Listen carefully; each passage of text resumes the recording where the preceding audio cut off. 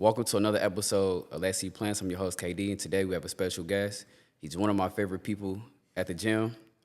Welcome, Tony. Appreciate you. What up, man. dog? Thank you. Yeah, so before we start, Yeah. how your kids doing? My kids? Yeah. Talking about my cats, right? Yeah, man. My 5 cats, man. Yeah, you know yeah, they're yeah, good, yeah, man. They're just little shitheads always getting into things, Okay, man. But they're okay. good. They keep the house full of joy and keep you guessing. You never know what they're gonna do. So, yeah. So how this love for cats started?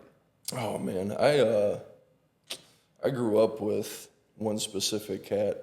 She was born, or we got her like a year after I was born. So I grew up with this cat, and she ended up living. She was 17, so I was 18 when she passed. So that kind of like, and then obviously other cats all throughout my life and everything like that. Just seeing the different personalities, and everybody's a dog person. You know what I mean? Yeah. And as long as I've been conscious, I've always kind of went against the grain. So whatever people liked, I tend to fall away from trends. So I think naturally it kind of worked out like that. They're very self-sufficient, independent. They show affection when it's on their time. If they vibe with you, they're more of a picky species. So it's you got to earn it more. You got to work for it. Okay. I've always kind of been a workhorse in anything I've done in life. I mean, hit it hard or don't hit it at all type thing, you know? Yeah. So with your cats, like they're all male or females? Or? I got, well, originally we had 6 cats. Oh, So 2 from my wife now. They're like 9 and 8. Okay. So she brought them into the relationship. We were supposed to at my mom's. They lived there. So one was a boy, one was a girl. Okay. So then when we got our condo, we wanted to bring some more in, right? Yeah. And started with one kitten. His name's Kylo. That Okay. was our second boy, and then just kept going. Like Okay. once you manage them, it's easy to have 5, 6 of them. You know what I mean? Yeah.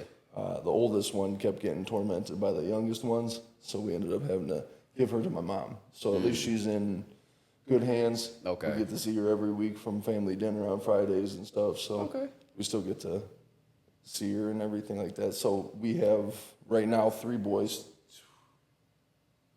2 girls. Yeah, 3 girls, 2 girls, 2 girls. Yeah. Okay.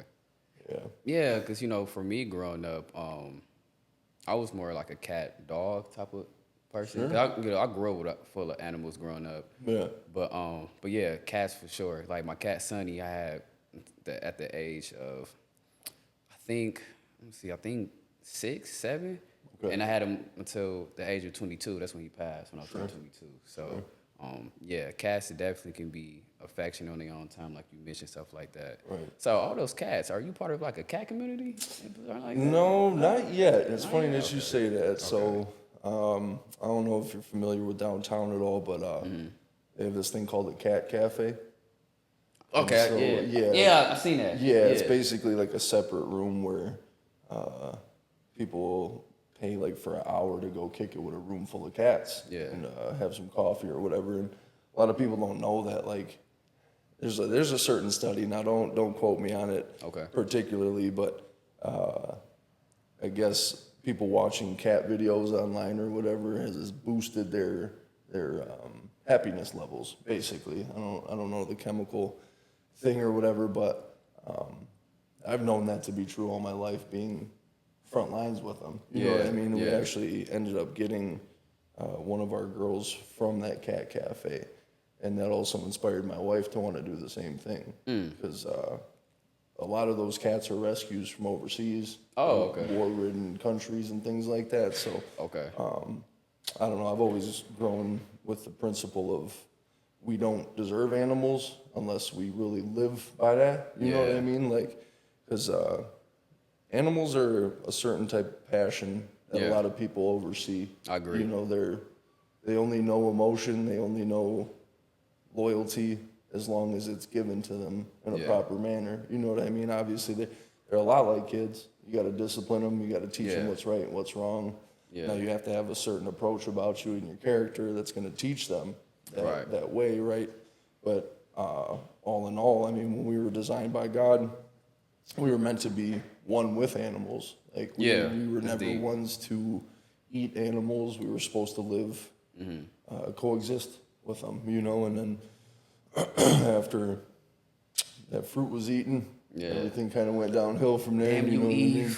Yeah, pretty type deal. Yeah, type deal. I mean, Adam did it too. Yeah. You know what I mean? He followed suit too. I mean, Yeah.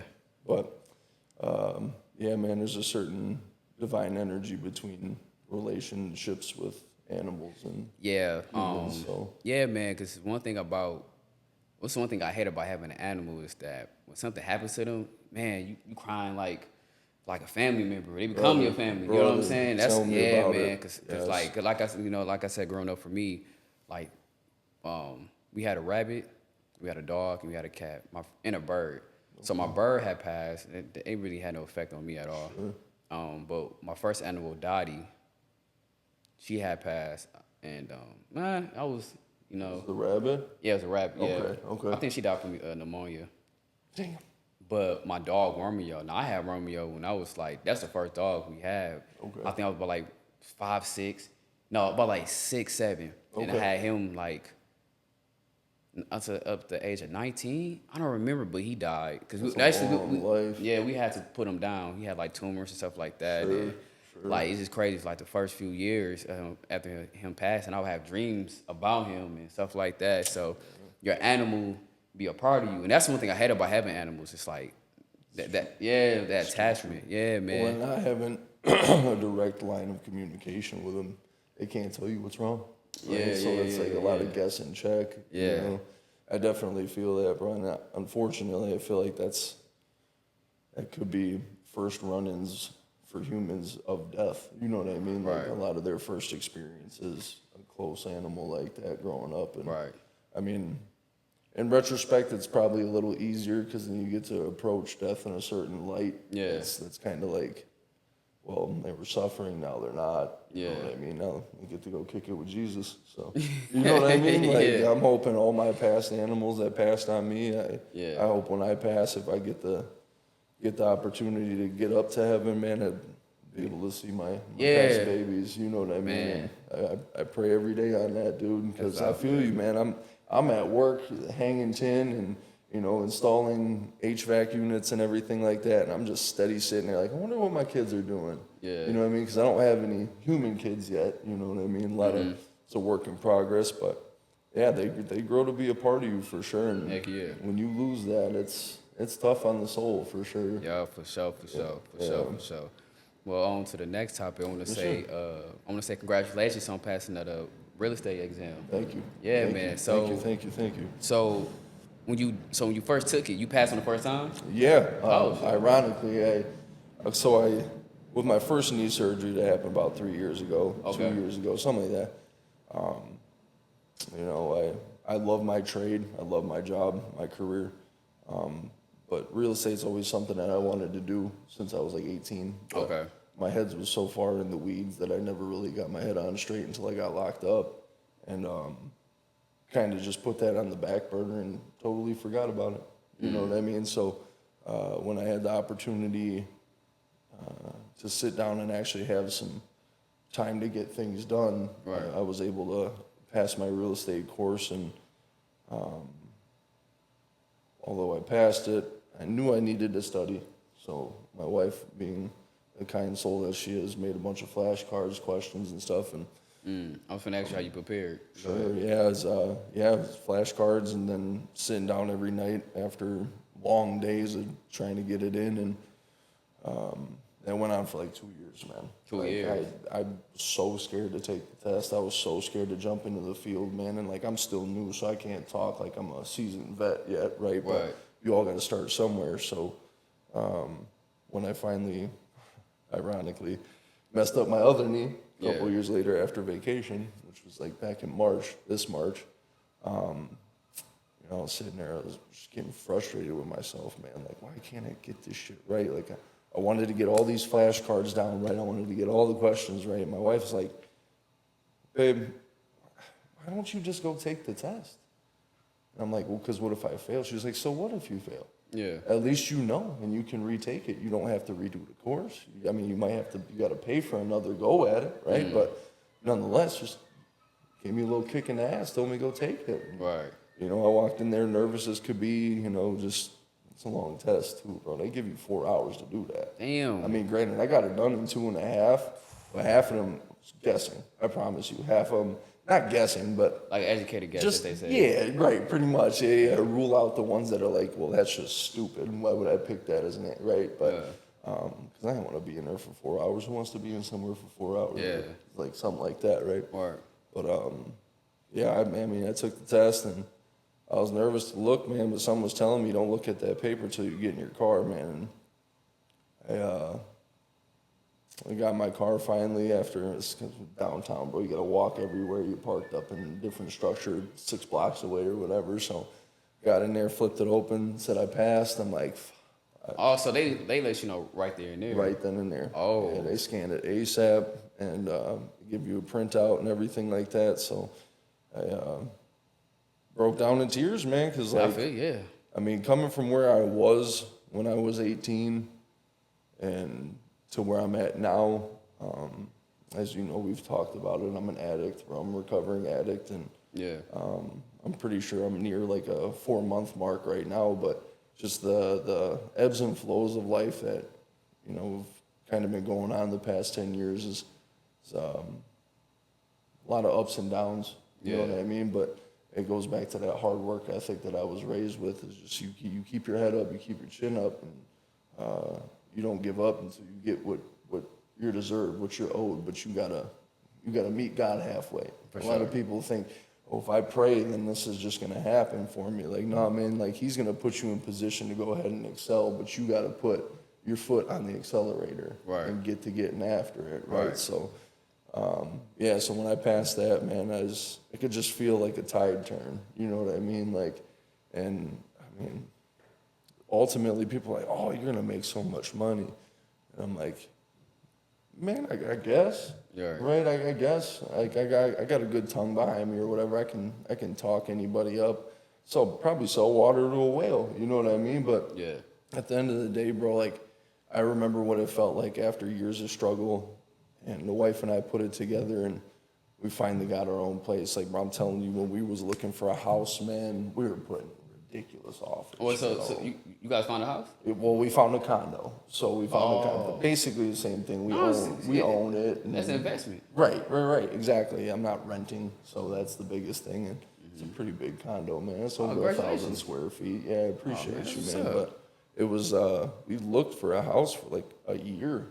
Going $30K over offer, like trying to beat out all these cash only offers or whatever.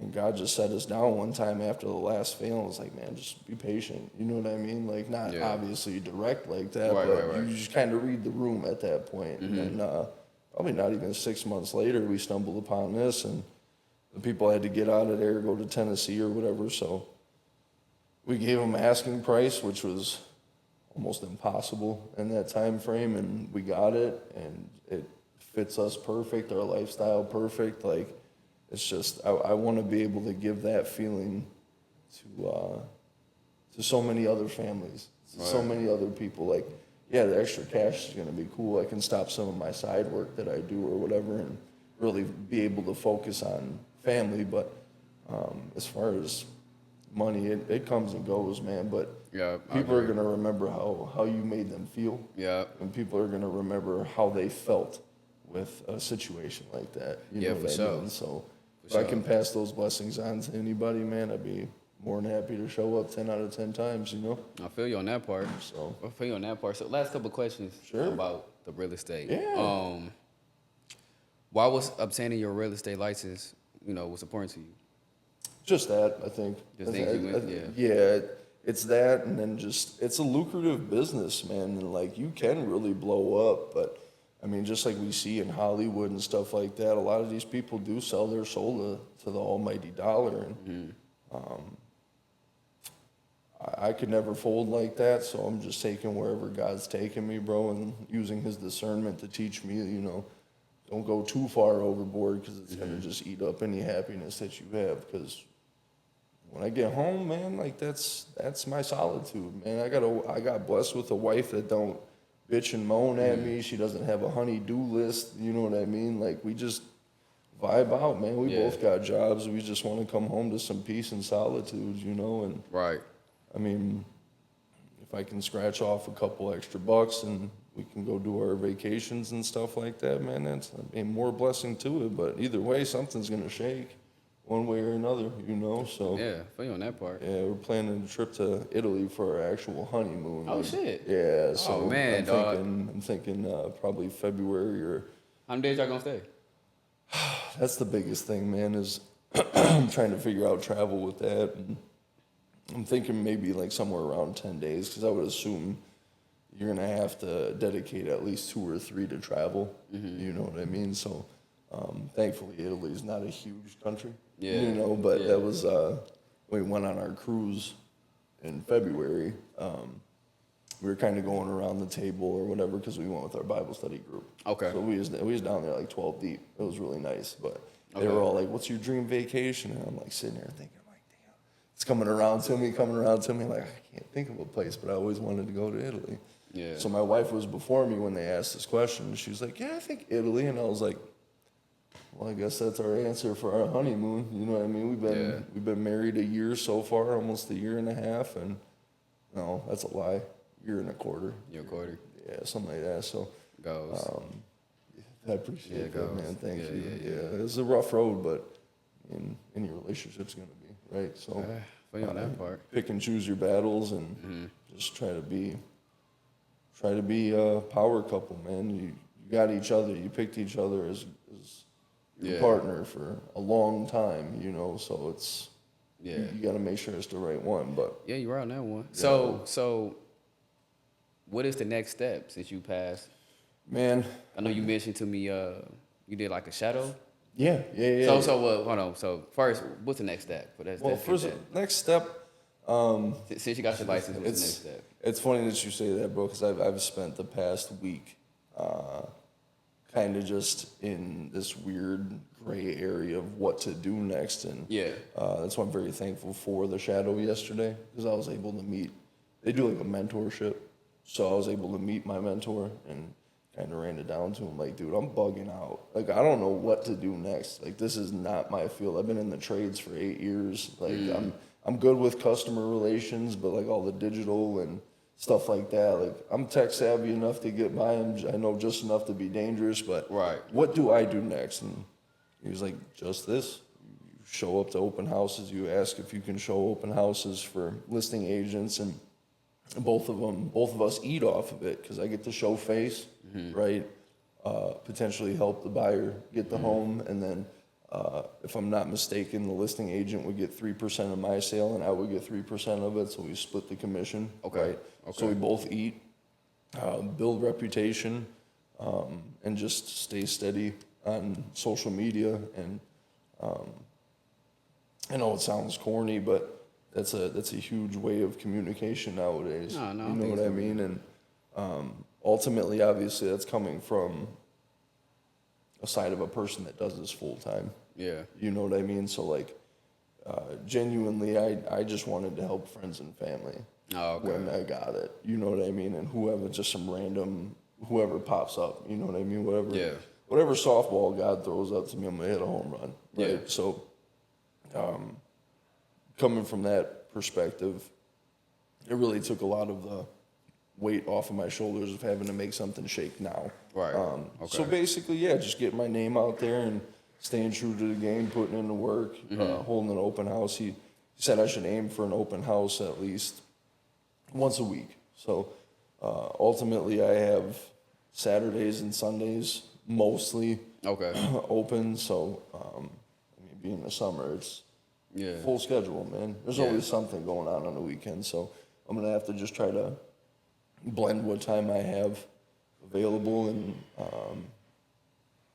make a conscious effort of just staying on top of it. You know? see. So, yeah. So, last question about this. Sure. What's your advice for anyone to trying to pass the exam? Because I know people. That's why I applaud you for taking the test and you passing the first time, because like this is one person I knew that I think, I don't know if she took it again. We don't talk, but I hope so. But I hope for her that she yeah, did. I know she was explaining to me about the test. So what's your advice for someone to pass? Genuinely, man, don't pause, don't freeze. You know, you're never gonna feel. Number one, pump the brakes. It doesn't have to be the end all be all, right? Like you're trying to do it to further yourself. So the last thing you need to do is just over pressurize your well being. Ultimately, jobs are everywhere. Ultimately, cash is going to be somewhere around. You just got to go get it, right? Right. So basically, just be kind to yourself, love yourself, you know, and try your best always. Yeah. But ultimately, just go do it. Just go do the test, right? And if you fail, so what, man? Like we fail at so many things in life. Like you can't let that just be your determining factor of what you want from your life, right? Yeah. I mean, so many successful people we know have failed many times in life. You know what I mean? Through trials and tribulations, no matter what, we're all gonna fall short. But it depends on how you bounce back from that fall. You know what I mean? And whether that's studying harder, studying different, doing whatever. Like I'm convinced, bro. Like without God, I don't think I would have passed that test. Yeah. Honest. I can relate to honest. that. I can relate to that. It's just trust, bro. You know Yeah. what I mean? And He doesn't put you in position to fail over and over and over again. But if you got to reinvent how you're approaching a situation, do so. Right. Don't be mad at God. Don't slander God. And don't be mad at yourself either.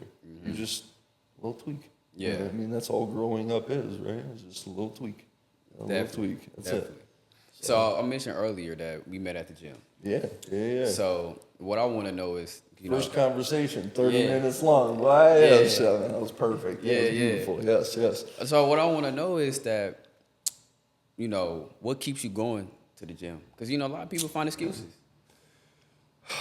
Well, you know me, man. It's at least 6 days a week. Yeah. You do every day. If I'm being honest with you, man, I think that stems from my childhood, number one. I was always active. I mean, when my dad would play with me, we'd play 4 or 5 different sports in a matter of an hour. You know what I mean? So I was always hardwired to just go. And, I can't remember a time that I wasn't in the gym at least once a week when I was young. I mean, granted, I was very blessed to have that opportunity, but whether it was hooping outside and in the freezing cold, had to scrape ice off the court, we was doing it. You know what I mean? So I think naturally it just stems from being energetic as a kid, but as I got older and went through more trials and tribulations, the gym really helped me narrow down mental health. As buddy in here before was saying, fitness is huge behind mental health. Like, I find that oftentimes people don't have a place where they can just kind of be productive, but also have a place to organize thoughts, feelings, opinions, and really like self-reflect. And I found throwing them headphones on and throwing some heavy stuff around, bro, you start to get that pressure built up out of you, and things just start to lay really nice for you. It's like paving a road. Like everything's just moving forward at that point, right? And it's a safe haven too. I mean, I've been going to PC for 10 years, man, and Damn. I've been in there, bro. But granted, like I said, I was locked up when I was 19, so there was a year and a half where I was out of commission. But as soon as I got out, bro, like on a dream, bro, I went and tried out for the Milwaukee Herd out in Oshkosh. Oh, you but did? That was like 2 weeks after I got out. So I was locked up. You're not running around in HOC. You're not doing nothing to keep your conditioning going or whatever. So as soon as I got free, bro, I was in the gym, bro. Late night sessions, like I was trying to get after it, man. Nothing can prepare you for that, though. Like the conditioning, you need more than 2 weeks, right? But I think that's what kicked me back into it. now actually reflecting right in this very moment, that was probably God's way of saying, this is your new safe haven for the future things that you're going to run into. You know what I mean? Yeah, I feel on that part.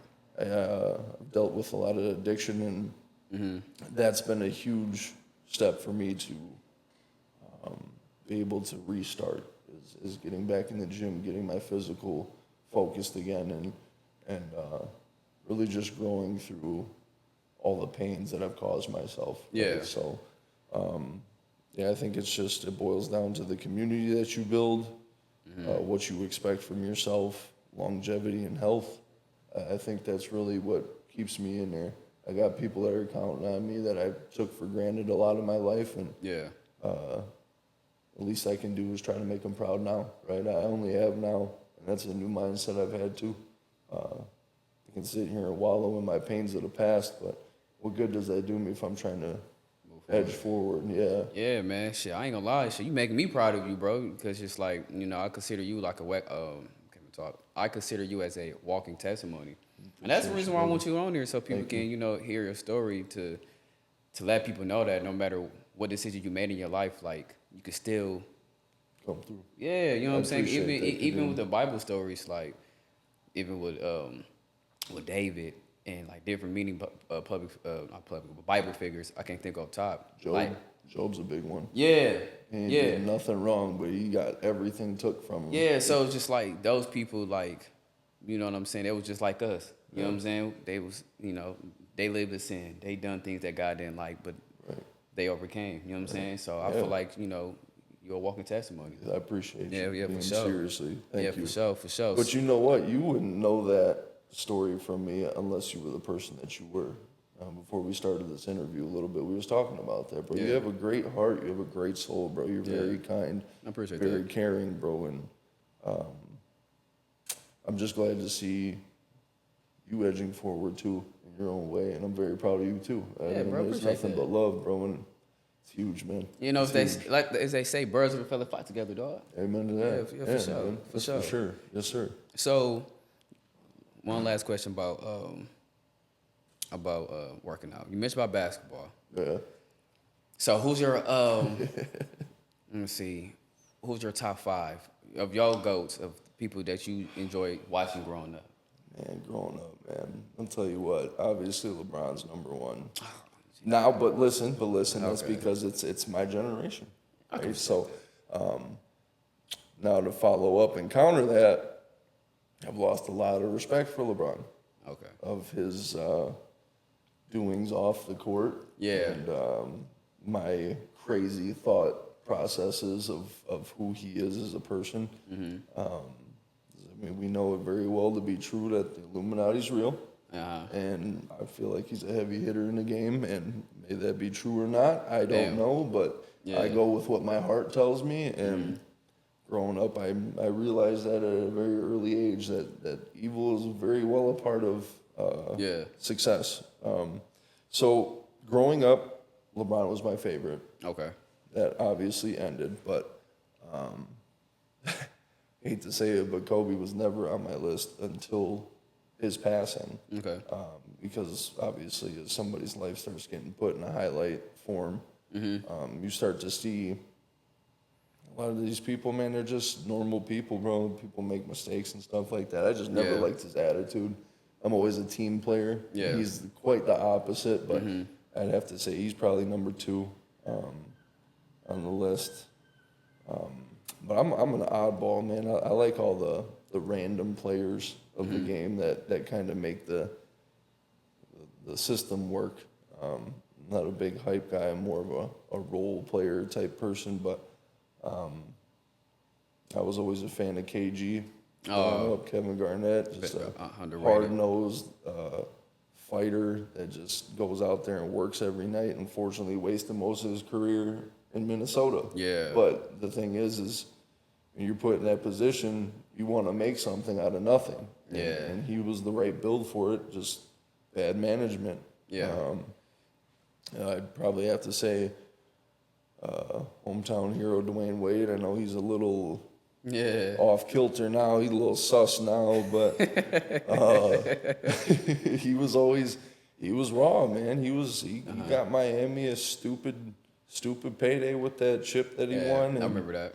man, that was crazy. That was like, to me, that was the first conscious change or shift in playoff history, because it was growing up, it was always Lakers and Boston, or Bad Boys of Detroit. Or, you know, so it was nice to see him come in and make it shake, and that was huge.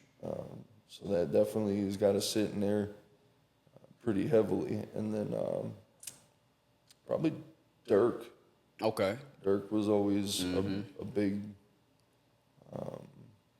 model of how I wanted to play the game. And I like to think I kind of do. I might dribble the ball a little more than he does, but he was always one of those hard-nosed cats that went at whoever the hell was talking. Not super athletic, none like that, but very efficient, great team player, very unselfish, but got it done when it came down to it, you know.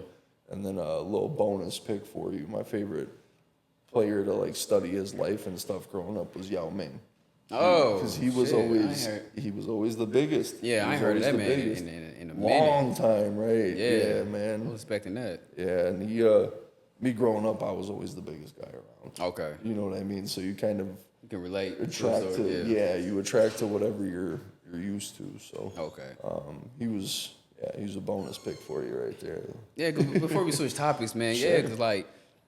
I'm interested to know what yours is. Yeah, let's do that. I'm gonna say that because like I cringe when I hear people say LeBron as their number one. I mean, I just, you know, like LeBron cool, but I feel like there's players to me, in my opinion, was better. That's just my opinion. 1,000%. Sure. So for me, my top is MJ for sure. 2, Kobe. 3, I always say this a lot. I like small guards, not small guards, but I like killers. So for me, MJ, Kobe, I gotta throw Kyrie. Ooh, yeah, like that. Okay. Yeah, I love Kyrie. Right. Steph earned my respect when he won that ring in 20. Was the first one you talking about? No, I think against Boston. I forgot what year was that. I think that was like had to be one of his first ones. No, hell no. That was 20. Oh, I'm slow. I'm tripping. I'm thinking of the big three in Boston back in the day. Yeah, okay, I forgot what year it was. I think it was. That had to 21, be. I think. Yeah, it had to be because that was 21, 2 22? years after their last one, right? Yeah, I think that was after Milwaukee, right? Yes. Yeah. So. Yes. Yeah. So he on my respect watching him. Yeah, and my last one, man, it's really a toss up, man. But I really like Melo. Carmelo was really that was my man. That's a throw out for sure. Yeah, I fuck with Melo. Okay. Hell yeah. Yeah, Melo was always a dog for sure. He was yeah. Yeah, that's why. Yeah, I love Melo. I love his game. So earlier, you mentioned about battling with substance abuse and stuff like that. Sure. Can you share what led you to choose a sober lifestyle? Oh man, fumbling the blessings, bro. Fumbling the blessings, man. Granted, a lot of those blessings are still here today, and I'm forever grateful. And those are people that will always be near and dear to my heart. But just all the hurt and harm and worry that I caused when I wasn't sober. And it's far from sweet. Like I said, I'm only like 4 months in the bag, but it's the longest of sobriety I've had since, 2018? Damn. 2017, something like that. And it was just crazy because it was so accidental. Yeah. How the addiction took over, but just trying to, I guess in a way, I was just saying about your past. You can't dwell in the past, but my major fuel is really righting the wrongs of my past. I mean, it's okay to be familiar with your demons of the past and try to get an edge over on them, but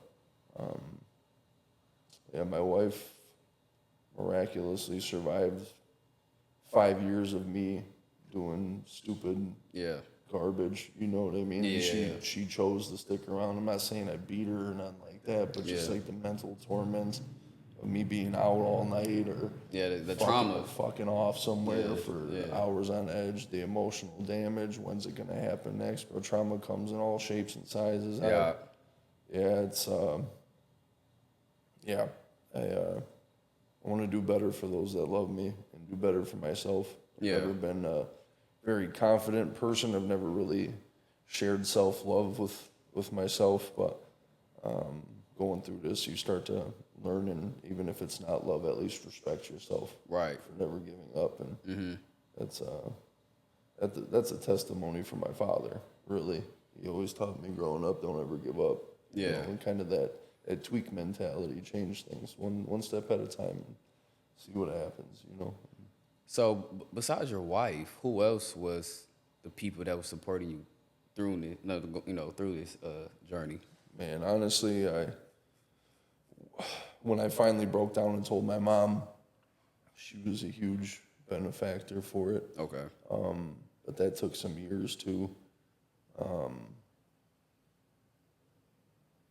few of my buddies, one of my best friends out in Watertown, Quinn, little bro. Yeah. I met him at the gym too, like fresh when I got out. So it gave me a sense of purpose of being a big brother. I'm an only child, so. Oh, okay. That helped me really pick what I want to focus on and put energy towards, because I'd rather promote energy through others than give it to myself, you know? Yeah. I'd rather see others succeed before myself, so definitely him, definitely my buddy. And honestly, man, it's a really short list. Yeah. It's a really short list. I mean, you've been there, but we've only been locked in, what, year, 2 years, something like that, and that's here and there. So, but you've been outstanding. So I oftentimes, when I fall into, cravings or the treacherous thoughts or whatever, you often pop up. Oh, I I'll appreciate be honest with you. I mean, your kind words and the personal things you've shared with me, with your family, and definitely fuels a good fire, a good fight, and so I thank you for that. Oh, yeah, for sure. I thank my wife, my mom, Quinn, and my boy Mike. But yeah, it's a very short list. Actually, trying to recover, I lost a very big chunk of my friend group, just by my own choice, more or less, because not seeing reciprocated energy. Yeah. I mean, if I'm investing in you, I expect the same back, right? And right. That's kind of a easy ask, really. Yeah. I mean, it's not rocket science. I mean, you can mess up, lie to me, screw me over 10 million times. I'll probably still approach you with a smile and a hug and a dap. You know what I mean? But as far as intermingling, it starts to distance itself. Yeah. Quite a bit. Yeah. And I actually missed a couple names to my boy Justin, my boy Alex, both my boys Alex, and my buddy Jordan too. Okay. So it is a rather short list, but it just got extended a little bit. Yeah, no, you good. No, man, it's very important, man, to have that support when you going through, living that sober life. 1,000%. You know what I'm saying? 'Cause, I was sharing with you, one of my close friends that I grew up with, he was battling addiction, and I didn't know how serious that shit was, bro. Yeah. I did not know how serious that shit was until, you know what I'm saying, until his passing, because it was stressful on myself, more stressful on his mom. Yeah. You know what I'm saying? Just the conversation I had with his mom. And, I didn't, like I said, I didn't know. And, when he was going through what he was going through, he kept bumping his head, like he'll relapse, stuff like that. And in my head, I'm like, okay, something tragic got to happen for him to listen. I ain't think it would be death. Sure. So when that shit happens, I was like, what the fuck? I was like blown away. So that's why I applaud you and try to give you much words and encouragement, because just because it's been 4 months, those 4 months can be 20 years, 30 years, 40 years, you know what I'm saying? And I'll be honest with you, it feels like that. Yeah, the more you do it, you know what I'm saying? Just back to, I think I said it to you before, man, and that's something I keep in mind with myself, God have a purpose for you, and the devil have a purpose against you. Right. And the devil always gonna try to use different people and different things to trigger you to go back. I love that saying. Yeah, I do. Yeah. I really do. You hit that right on the head, honestly. And what I want to know is you mentioned about the craves and stuff like that. How do you cope with craving and dealing with difficult situations that may trigger you to go back to your old ways? Oof, man, that's a good question. Yeah. If I'm being quite frank with you, I really don't know if there's a end all be all to the cravings. Seeing where my addiction was, I mean, I can't really go anywhere that I didn't partake in my addiction. So new environments was kind of off the table.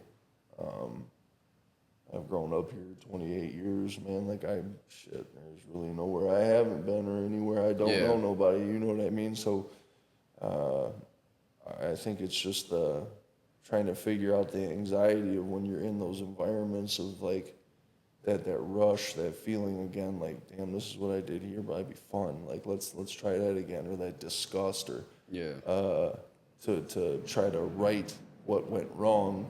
Right. So you can go at it again type thing. Once you can figure out like, nah, this ain't that. Like the past is there, leave it there, right? And trying to just figure out coping mechanisms as far as trying to kill that anxiety.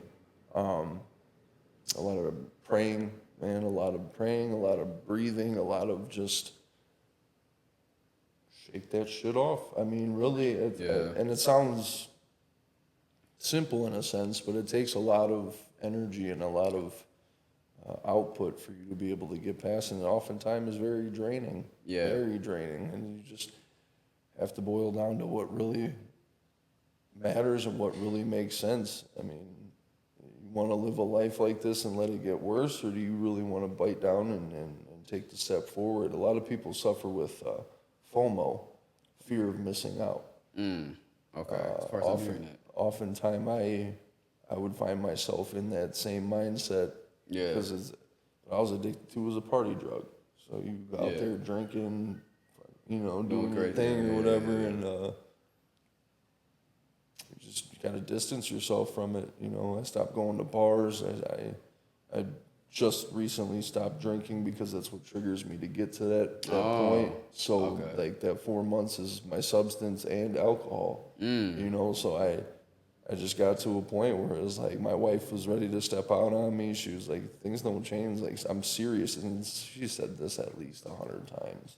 You know what I mean? But you just don't really put it together until you're in a certain mind space or you're really just fed up. And so, I signed up for therapy, tried therapy. I don't listen to nobody, bro. I'm going to keep it real with you. I don't listen to nobody. Like, most of the time I'm so self-reflective that I already have my own answers. I just don't follow my guide. Right. You know what I mean? The devil had a hand on me a lot longer with that situation than I'm proud to admit. But really just getting in that Bible and getting active and staying to God and let Jesus change my heart from the inside out, which he's always done all along. But once you open your eyes a little wider, you get to start to see more elements of that change and surpass other beings. And I think biting down and just staying committed to yourself and really like picking a goal of what you want to see out of yourself and what you have to eliminate, and just you got to do it. You just got to do it, man. And like for all those out there, man, I feel for you. I get it. You know what I mean? But I promise you, as he said, I'm a true testimony to this. Oh, yeah, for sure. There's a way out, I promise you. And your path might not be the same way as mine, but I'll tell you one thing that we all got is God. And whatever form or fashion that may be for your lifestyle, I suggest maybe biting down on that and jumping into that a little more. It's life-changing. Yeah, so you mentioned about, you being a walking testimony, which I definitely agree. So what is your advice for someone that's, that want to be sober or thinking about it? Like, what's your advice for someone that's ready to make the change, but they frantic, they can't, you know what I'm saying?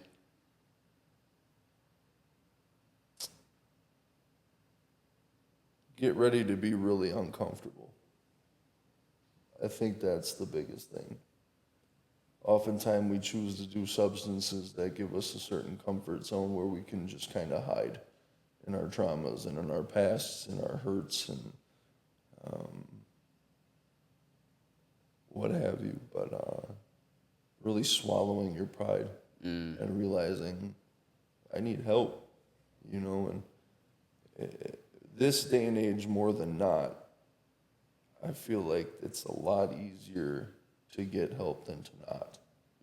'Cause I know my dad struggled with addiction growing up with hitting a bottle too hard, but back in the day, they just tell you, dust off your boots, you pussy, stop drinking, or just pick that bottle up and keep going and stop messing up, you know, and that led to a lot of generational trauma for a lot of people, and I feel like we're in a day and age where it's either too much or too little, so it's everybody has anxiety and depression, right? And that's probably true, but that doesn't mean you need to go kick back on a pill and just hide from it. Why not embrace it? Think about what's making you hurt, you know?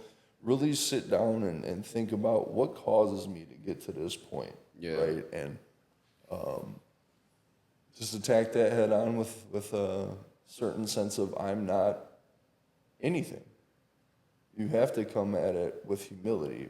Yeah. Because people are people, no matter what your title is at work, no matter what type of money you got in your account, no matter who you know, where you go, how you get it, like, it doesn't matter, man. We're all just people trying to do it, you know? Like, so just come at it with humility. Go to that meeting, you know?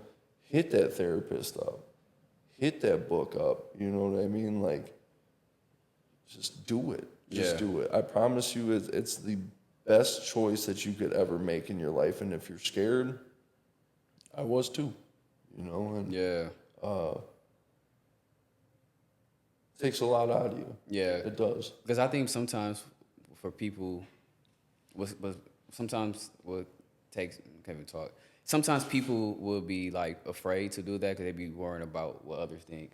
Yeah. And stuff like that. Yeah, and that's it's a huge one. I'm glad you brought that up because at a young age, I always played the role of I don't care what nobody thinks about me, right? Right.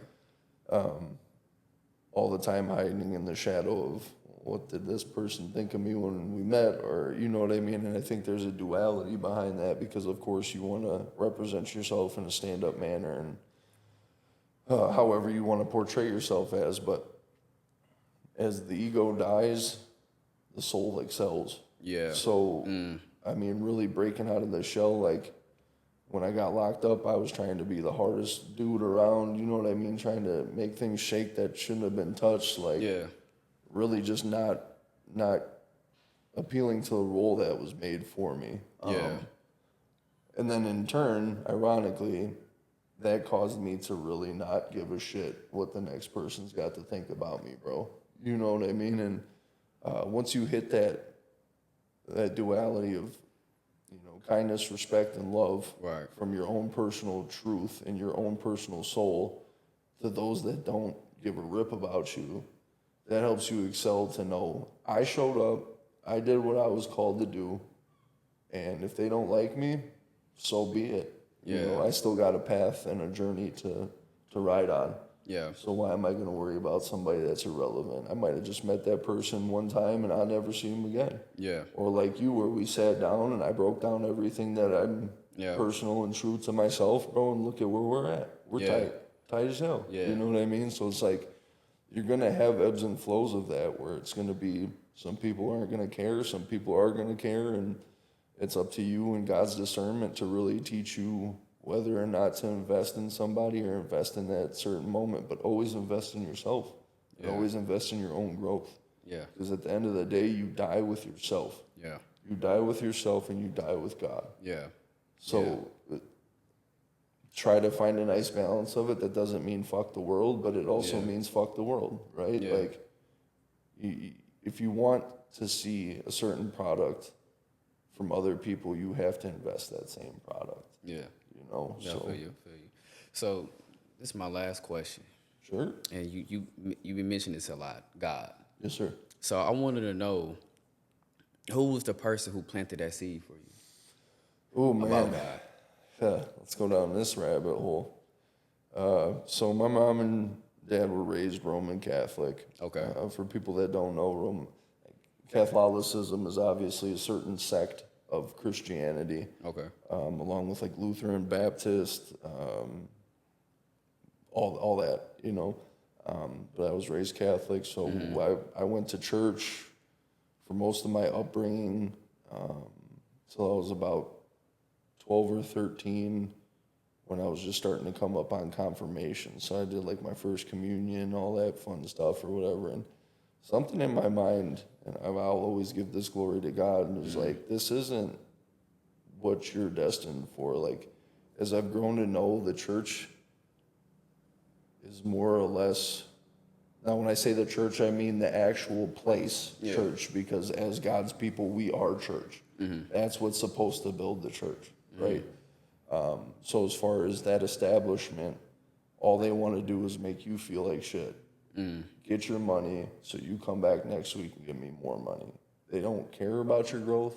I mean, maybe some small churches are different. And we see a lot of non-denominationals coming up. And for me, church just really isn't a place that I need to go to. I pray to God every day. I wake up, read my Jesus Calling book. It's a scripture to get me started for the day. It's like my own dedicated passage. I drive to work. I listen to an audio book of one chapter of the Bible. Throughout the day, I run into certain situations or just, you know, it's either thanks to God, help from God, or something, just stay in communication with Him. And just realizing that Jesus really did live and die for our sins, and to really give kudos to Him, because myself included, there's a lot of people that don't deserve that. None of us do deserve that, really, that type of sacrifice. But the fact of the matter is, it's an unconditional love as a parent would give to a child, where it's like, you can mess up 1,000,000 times, I'm always going to love you, and I always want to see you do better. Maybe this time you just change a little bit and see how that applies to your life. But growing up in the church, I knew what God was. So when I hit that like 13-year-old mark, I was like, church just ain't me. Like, I stopped going to Sunday school. I stopped believing in the church. I refused to go to church, which led me down a path of really trying to find out what I do truly believe in, because the Jesus thing was never really hit real hard. It was God, God, God, God, God, which is the same thing. Jesus and God are one of the same. Jesus is just a human form of God sent down for His being, right? So I went, like, I practiced the Buddhist principle of karma. My buddy grew up Hindu, so I went to temple with him quite often growing up. Just a lot of variations of what to believe, and I never really solidified anything and dug deep into Jesus until I did get pinned with that case when I was younger. I caught the case when I was 18. I went through 10 months of court, and at that time I was doing a lot of acid, just trying to find an answer, right? Just trying to like pick at it, and I'm not disclosing use acid to find your being, you know what I mean? Or like, don't use that as a spiritual guide, but that's what was in front of me at the time, and without understanding what was in play, I was taking acid.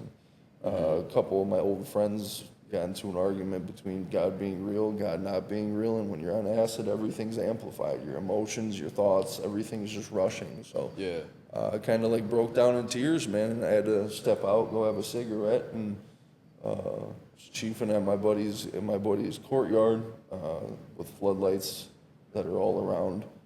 So I'm just sitting on the steps, head buried in my own lap, just smoking, crying profusely, bro. I remember that feeling like it was yesterday, and I just said, God, if you're real, I need to know, like, now, because what I'm about to run into, I was facing 10 years at 18, bro. Like, Forgive me for crying. Oh, you good, dog? You good? It was heavy, man. So I said that, and had my eyes closed, buried in my lap, and all of a sudden it was almost like lightning struck. Yeah. Like right in front of my feet, bro. Like these floodlights just surged, bro. It was a beautiful wintry night, bro. Like just blankets of fresh snow out there, and I'm freezing my ass off, bro. I just couldn't be in that room no more. And once that surge of light hit, I just remember I stopped crying. Yeah. All the weight from my shoulders left. And I knew that very moment, don't ever misplace my faith ever again. Because that's God. That's Jesus. That's what's tried and true in my heart, you know? So Yeah.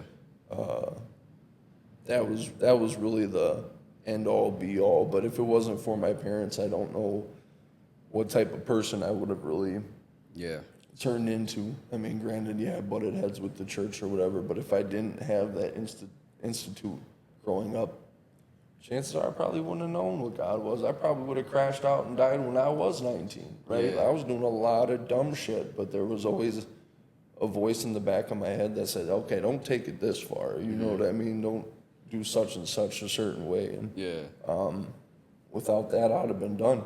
Yeah. I'd have been done, bro. We would have never met. A lot of friends I've never met, all that. So, yeah. Yeah, man. I really, like I said before, man. I really applaud you because most people, they will, how can I say this? Like, they just wouldn't even follow God because it's like it been forced onto them, and for you to continue going, man, and you know what I'm saying? Like, you allow God to help you get through your obstacles in life. You know what I'm saying? Like, that's I applaud you because most people not doing that, man. Like, it's easier said than done. People make excuses. People will be stuck in a victim mentality. Some people be stuck in guilt, which is common, It is very common. Right? We human. Us human beings sometimes be stuck in guilt and shame, and sometimes the devil will make us remind us of who we used to be. Right. You know what I'm saying? And for you to overcome that and having a good supporting system, I applaud you. And I know this is supposed to be my last question. Oh, you're good, man. But you mentioned Can I just say this really quick go though? ahead. But you hit this. You hit that right on the head with the devil and humans, bro. So this is the devil's playground. Earth is the devil's playground. Like, he was banished here to do his bid, right? Yeah. So we walk a lot closer to the devil than a lot of people really realize. And oftentimes a lot of that hurt that I've found anyway is from loved ones being sick or from being done wrong by other humans, or a pastor leading you the wrong way, saying don't do this, while the whole time they're doing it. So they're hypocrites, right? That's not God. And I can say that full-fledged, that's not God. Yeah. What you have to do is really just look past that and focus on your own journey and see what you put in and what comes out of it. Because I guarantee it's not going to be Pastor such and such cheating on his wife with a Benz and the flyest shit, right? Right. It's not going to be Buddy that just jacked you for $40 because he can't feed his kids, but you don't know that. To you, that's just $40 out your pocket for whatever reason, right? Yeah. Like, we don't know everybody's story. So to be kind and to be loving through everything is a lot harder said than done. But once you start doing that practice, that's where a lot of resolve comes from, and that's where a lot of peace comes from. And God comes and meets you a lot closer than you would ever imagine. For sure. Always with us. So, sorry. No, you good. You good, man. You good. What I do want to ask this, you mentioned about your wife. Yes, sir. Sounds like she is a big supporter of how much, like, how can I ask you this? How much do you appreciate her?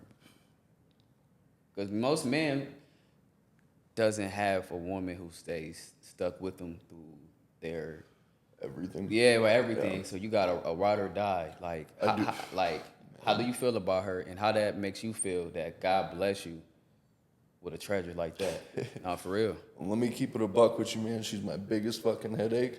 Yeah, it'd be like But she is by far 10 times more the biggest blessing than I could ever ask for. I definitely don't appreciate her as much as I should. Yeah.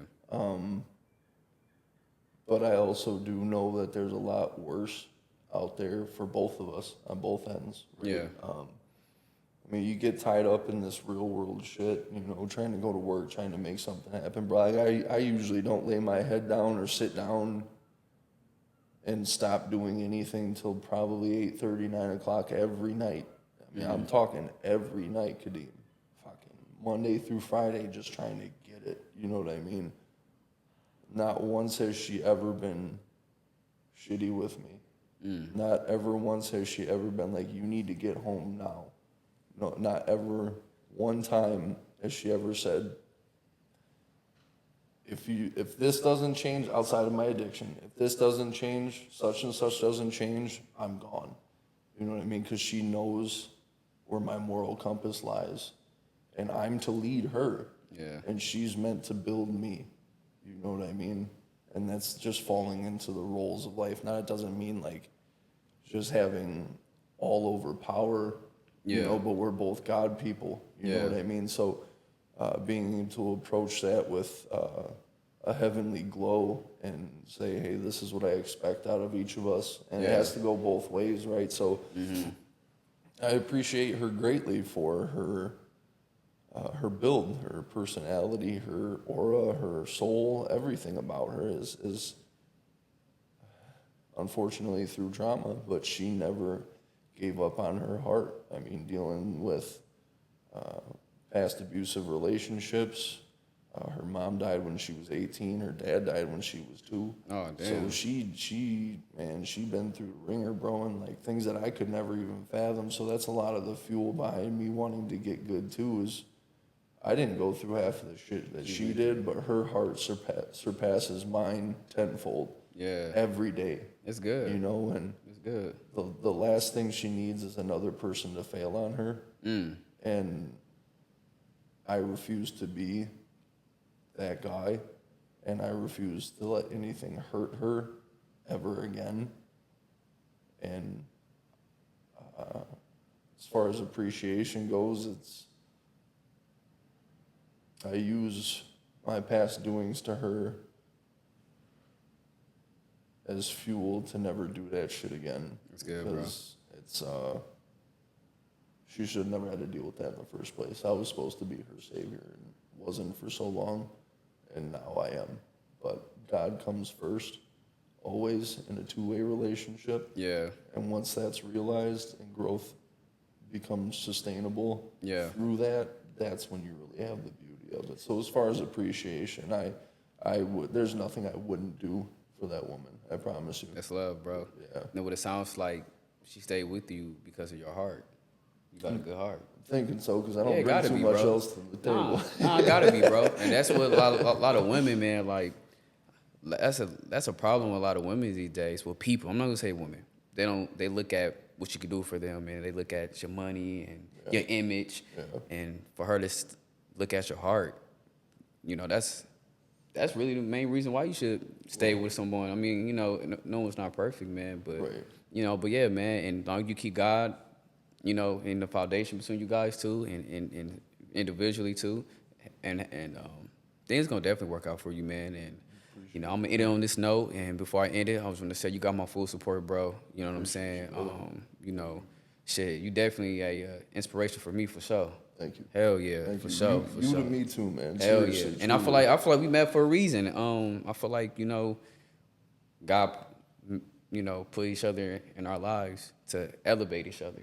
Amen. You know what I'm saying? So we'd be foolish not to think that. Hell way, yeah, like that's for sure. hell yeah. Watching you going through certain shit and you overcoming that. So I'm like, if I know you can overcome this, I'm like, damn, I can do it too. You'll walk a testimony, bro. So I really appreciate you for coming. Thank you. Yeah, for Thank sure. you, brother. Appreciate you, man. Yeah, for sure.